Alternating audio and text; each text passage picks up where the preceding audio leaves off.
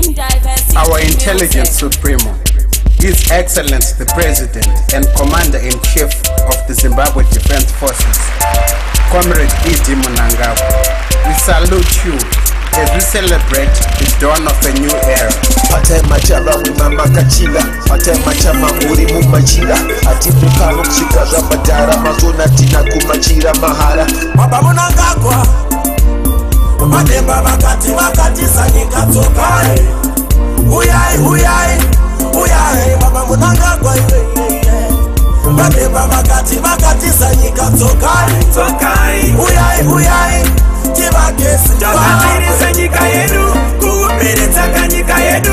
Ngatisarase katika tedu, toremeketsana nevakuru vedu. Vanotungamira nzira dzedu, kujekesera mangwana redu. Baba Mnangagwa, baba vedu, vanosiva chishuwo chemhuri yeZimbabwe. Pamberi nekubatana, tivake Zimbabwe. Tite chinhu chimwe nekuti tiri vanhu vamwe. Baba Mnangagwa, mademba makati sanyika tokai. Uyai, Baba Mnangagwa, mademba makati sanyika tokai.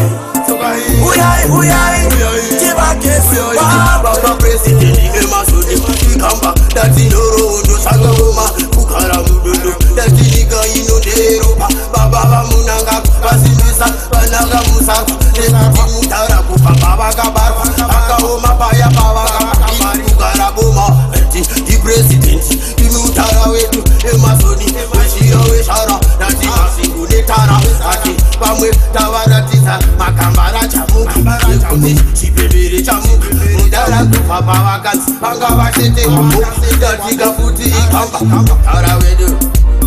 Mademba makati sanyika tokai. Uyai, Baba Mnangagwa, mademba makati sanyika tokai.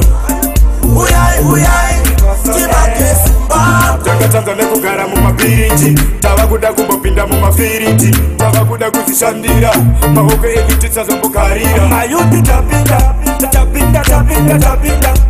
tikati tipe maoko, matinda nechimoko, tipe maoko, parovedera oko.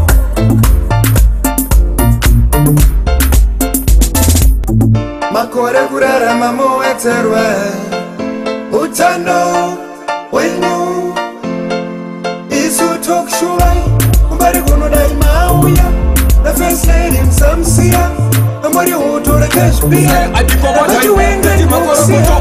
Mapinda mutara, pacheya ya umambo iya kuga maikara, iko sinoga Zimbabwe wana venyu vakufara. Tapiwa pitindwa sembisa walo, united we stand, divided we fall. Akika yedu ayitengwa na love, kwetenda tino, is enough. Mwana we Zimbabwe ngatimbo pemberera, jamba gatati uchitenderera. President vedu tichiva kamchira, titi welcome chiva omberera.